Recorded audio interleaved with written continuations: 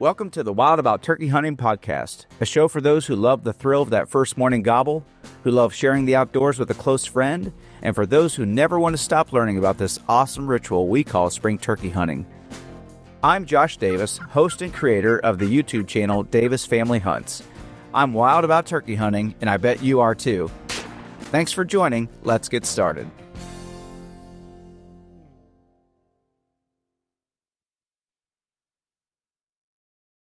When was your first turkey hunting experience? I'll likely never forget my first outing. It was 1993. I'd just come home from 6th grade camp with my school, and my dad let me skip the last 2 days of the school week to go with him and a buddy to West Virginia to turkey hunt for 3 days. First, I was thrilled that my mom even let me get away with missing school, but second, I had tagged along with my dad on a few bow hunts, and my curiosity of hunting, woodsmanship, and animal behavior was really building. To make a long story short, we never got a gobbler on that trip, but it wasn't for a lack of calling one up. I remembered seeing a tom materialize from a steep ridge slope, only to notice that my dad didn't see him, or so I thought. When the tom showed up and it appeared that Dad didn't see the bird, I tapped him on the arm and pointed toward the gobbler about 60 yards away. That was the first and last gobbler we saw on the trip. I had no idea that my dad had already seen the tom coming in and was much more aware than me of the importance of remaining still when a turkey is in sight. We both learned a lot that weekend on that trip. There were some things I vividly remember: sleeping on the bench seat of Dad's old Ford truck, picking mushrooms in the afternoon, hearing a gobbler sound off from the roost of Dad's owl hooter, and him letting me try to blow it myself, even though I didn't know yet the importance of the "who cooks for you" cadence. I shelled and ate peanuts by the fire, and I walked for what seemed like hundreds of miles to my short legs, and I nearly sweat to death wearing the only camo that I owned, an insulated coverall suit in the old Army woodland camo pattern. Though the weekend was full of exhaustion and frustration, it only piqued my interest in spring turkey hunting. I had barely scratched the surface of turkey hunting, and already I was starting to love this new-to-me sport. Thankfully, for Dad too, I was a pretty quick learner about God's great outdoors, and I wanted to try it again as soon as I got the chance. I took several on and off adventures with Dad and got to watch him call in and shoot a few spring gobblers. I even began to finally carry a gun myself, a single-shot 20 gauge, a few years later. 3 springs later, after that first trip to West Virginia, I was able to take my first turkey, a lone jake that came into Dad's calling, across an open hayfield during the opening morning of our Ohio season. Now that I'm a father too, it's been a real joy for me to get to share similar experiences with each of my own children. And I'm proud to say that each of my 4 kids, my 2 boys and my 2 girls, have all shared the woods with me, and they have all successfully filled multiple tags over the years. While I certainly don't claim to be an expert on hunting with kids, I like to think that I have gained a lot of wisdom and learned a lot of do's and don'ts. So let me share with you some advice for passing along the tradition of spring turkey hunting. There's a giveaway going on right now, and you're invited to join for free. Just head over to davisfamilyhunts.com and sign up for our newsletter. Once you do that, you'll get a link to enter the giveaway. This is your shot at winning a cool prize package, which includes a really nice personalized box call, perfect for bringing in that next longbeard this spring. Don't wait too long because this chance won't last forever, so make sure you enter today. Again, just go to davisfamilyhunts.com, sign up for our newsletter, use the link to enter the giveaway, and get ready for your chance to win a prize package that can help you succeed in the turkey woods. Now, let's get back to the show. All right, so I have a very special guest with me today. In fact, she is the very first guest to the Wild About Turkey Hunting podcast. She is 10 years old, and she has already killed 4 turkeys. This is my youngest daughter, Morgan. Say hello, Morgan. Hi. Today, she is going to help me share with you some of the ways to capitalize on taking a child turkey hunting. So, Morgan, why don't you go ahead and introduce point number 1? Find a kid who wants to go. This may seem obvious, but if you're going to take a kid hunting, you need to find a child who wants to go. And this very well may be your own kid. But if your son or your daughter has an interest in going along with you, that's great.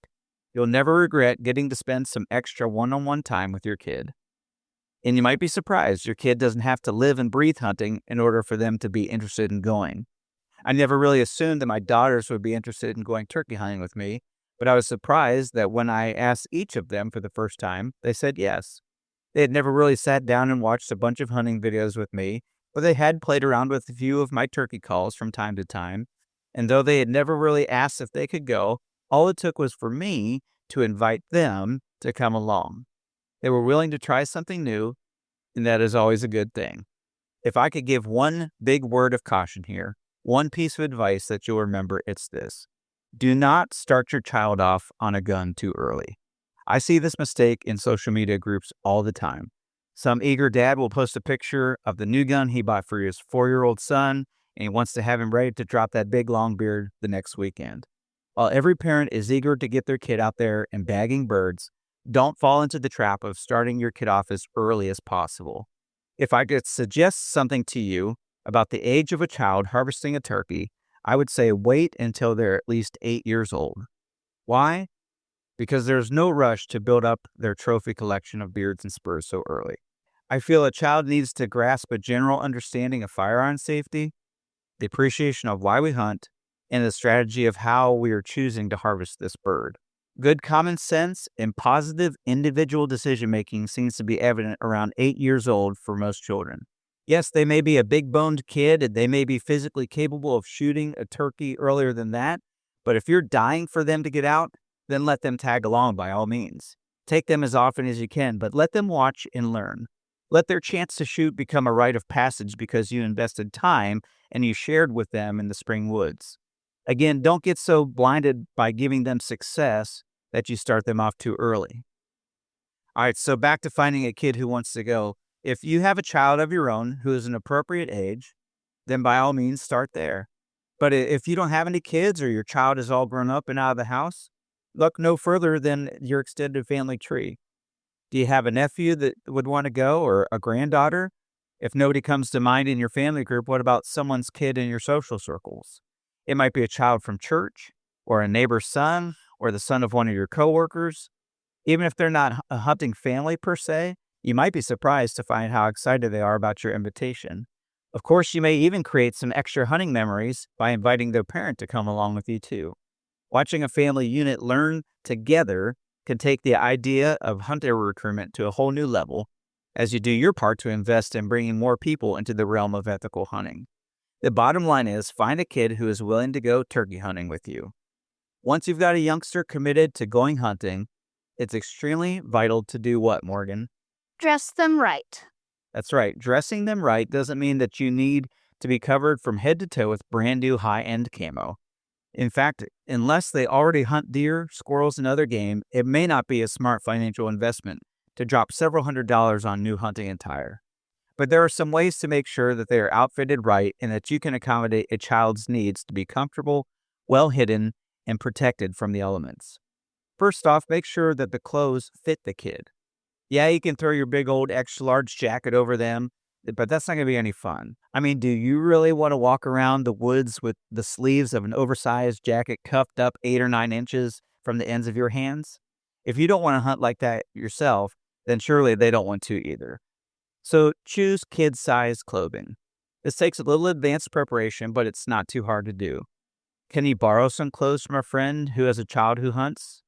Or do you still have some clothes in the closet from your younger, slimmer days? Of course, given the amount of time you take to prepare, a child can be outfitted with camo clothing found at the thrift store or on eBay. If you're part of a hunting forum or a Facebook group, you might even try asking if anyone has clothes that they want to get off their hands. You might be surprised at what you can collect for extremely cheap or even free. However you acquire it, try to get footwear, gloves, and clothes that are correctly fitting. Secondly, when it comes to clothing kids, always dress them in layers. Anticipate that they're going to be colder than you in the morning. I've always dressed my kids as if it were 20 degrees colder than it might actually be at first light. Why? Because kids get cold easier. They have a smaller body mass. They usually aren't outside as often as we are. And by the way, those $1 little hand warmers are worth their weight in gold for chilly mornings too. They're easy to pack and they do the job of keeping small hands and feet warm. So get some and have some ready. But dress kids in layers, because sometimes they'll get really hot too. Choose layers that can still be hunted in. Like I mentioned when I began this episode, my first turkey hunting experience was me wearing an insulated camo coverall suit. It was perfect for the start of the morning when it was likely to be cool and damp, or maybe even a little bit frosty. But by mid-morning, when the springtime sun had really warmed things up, I was dying of heat because it was the only camo that I owned at the time. I wore a white t-shirt and black gym shorts on underneath that coverall for those 3 days. And there was no way that I could strip down into cooler attire without being seen by a gobbler from 200 yards away. At the least, we should have had a pair of brown pants and a long sleeve camo t-shirt for me to wear when things got hot. We were just figuring it out as we went, but we learned. When you dress a kid in layers, be sure that each layer is hunt ready. Hopefully, you found a kid that wants to go. You've prepared to dress them right. Now what? Pick the right equipment. I actually recorded a very detailed video about turkey hunting equipment for youth on our Davis Family Hunts YouTube channel, and I'll leave a link in the show notes so that you can go watch it. But let me highlight some of the key points from that video with you here. First, make sure that you use a shotgun that is an appropriate size of the child. Youth stocks are readily available these days, and there's no reason why a 20 gauge or smaller shouldn't be used. Again, if you don't own a firearm that matches that description, see what you can do to borrow one from a hunting buddy. With all the advances in shot shell technology, it's no secret that even a 410 is a strong contender for turkey hunting. TSS loads have really changed the game to allow lighter loads to be just as lethal. And whatever firearm the kiddo is using, just be sure it fits them right and that they have a general comfort holding and aiming and shooting it. Use 2 3/4 low brass birdshot for target practice.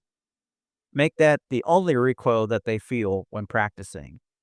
On the day of the hunt, slip the turkey load into the gun instead, and I guarantee they won't even remember the difference. They'll be so focused on watching the turkey come in, and they'll be so amped up on adrenaline that they won't even notice the change in recoil. It also goes without saying that hearing protection is a must, even during the turkey hunt, if possible. While target shooting, you definitely want to have earplugs, earmuffs, or both. In general, it seems that most new shooters are far more anxious about the boom of the gun than they really are the kick. Keeping the percussion of the shot to a minimum will build a level of comfort as you keep practicing. And if possible, consider shooting protection muffs with shot-canceling microphones built into them for the actual hunt too. Probably the most popular brand of this type of hearing muff is made by Walkers, and this has been very helpful for me. Not only can my kids wear them to protect their hearing, but it also amplifies the whisper commands that I might give them as the hunt is unfolding. And finally, when it comes to shooting, give them every advantage you can to help make a comfortable, steady, and accurate shot. You may experiment with different shooting aids such as a bipod or a tripod, a red dot scope, or an extra thick recoil pad. The idea is to make the shot experience as safe and rewarding as possible. And I recommend shooting at least twice before the day of the actual hunt. Okay, Morgan, another great thing to do before the actual hunt takes place is to... Take a trial run in the woods. That's right. Don't let the first day of the hunt be the first time your kid has been in the spring turkey woods. Consider taking them with you on a scouting trip a week in advance. Let them realize what time they need to be up and out of bed. Allow them to hear gobblers on the roost. Teach them how they could be quiet with their footsteps through the woods by not shuffling their feet or intentionally stepping on sticks. Take into account their small legs. Can they handle crossing a creek, scaling steep hills, or passing through a thick section of woods? How far realistically can they walk in the course of a morning, or even just to the starting spot at first light? A trial run will help you to decide, are they a child who can move through the woods regularly with quietness, or are they better suited for sitting and waiting in a well-placed blind? If you decide to go the route of using a blind, here's a tip for you as well. Set it out in advance and use a few sticks jabbed into the ground to mark off distances that help you range for a comfortable shot. A trial run through the woods helps you know the limits of the young person you are taking into the field with you. All right, Morgan. And finally, as the day of their hunt arrives, just remember that It's their hunt. that's right, it's their hunt. One of the toughest things for we die-hard turkey hunters is to leave the woods early.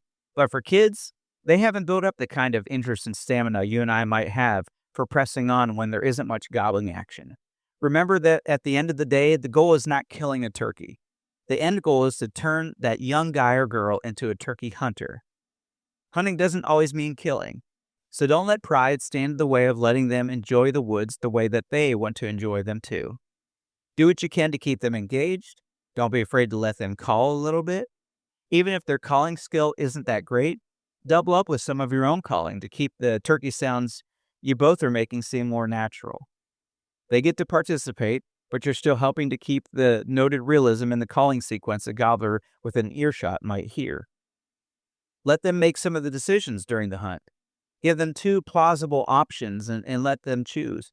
Say, we can set up on this ridge for another 15 minutes to see if that gobbler will come in, or we can go over to that field where turkeys also like to hang out and call for a while. What would you like to do? Just like those old choose your own adventure books where you get to choose which page you would turn to next, give them the option to set the course for the next action of the morning.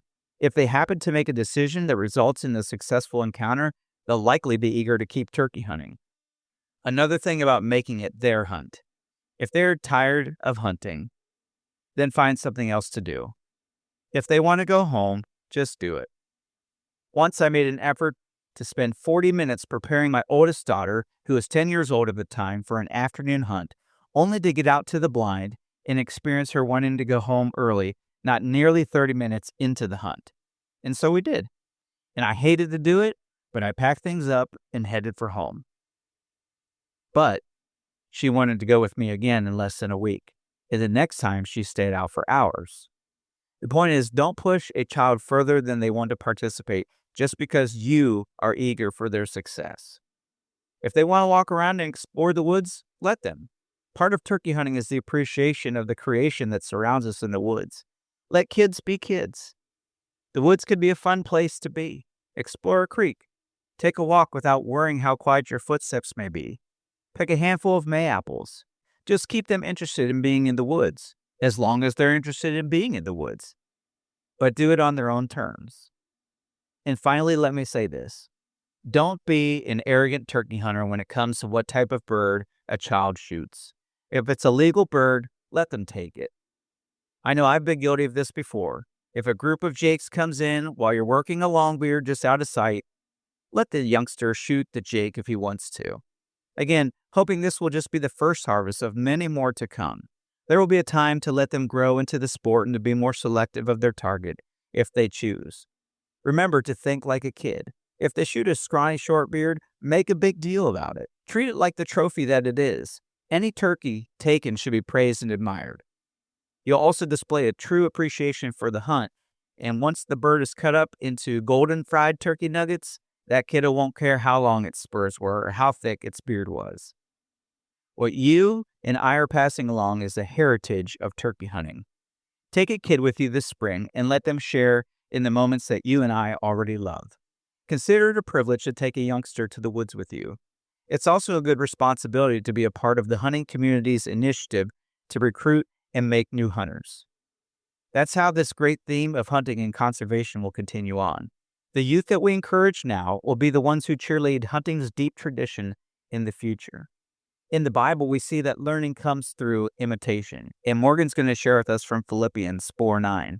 Whatever you have learned or received or heard from me or seen in me, put it into practice, and the God of peace will be with you. In this verse, the Apostle Paul encourages the believers in the church at Philippi to imitate his actions and teachings. And this highlights mentorship as a process of learning through observation and practice. And I believe that the same is true for all of us, even apart from our faith-based journey. We learn best when we have someone show us how to do something. When you take a child to the field, you are giving them the greatest opportunity to become a successful turkey hunter by imitating you. So be encouraged when they ask questions. Don't get frustrated when they make mistakes, and remember that we too, at one time, were in their boots as well. For me, my greatest joy is watching my children grow in the Lord, and second to that, I've loved seeing how their understanding of hunting and woodsmanship has increased over the years. A time spent with a child is never wasted, and I hope you enjoy your time with a young person this spring. If you benefited from these tips today, I hope that you'll rate or like this podcast on whichever platform you're using. It means a lot to know that you took the time to tune in and that you found something helpful from this podcast. And with youth seasons coming in first in most states, be sure to share the Wild About Turkey Hunting podcast with a friend, especially if they plan to take a youngster hunting. Want to check out our YouTube channel, Davis Family Hunts? We've got all sorts of stuff there, from the sounds that turkeys make to our fun turkey hunting adventures with the kids. And we'd really appreciate if you would stop and subscribe so you can catch more of the turkey hunting videos that we put out. Plus, it'd be awesome if you followed us on Facebook and Instagram. Just look up Davis Family Hunts on either app to stay in the loop and to see what we're up to. We'd love to chat with you there too. And don't forget that you can visit our website, davisfamilyhunts.com, where I'll drop links in the description for you. And whether you're into turkey hunting or just want to strengthen your bond with Jesus Christ, the more you know and the more you put into practice, the better you'll get. The more skilled you become and the more fun it becomes. I hope you have a great time enjoying the outdoors, whether it's with turkeys or just spending time with God. The pursuit is wild. Never stop learning.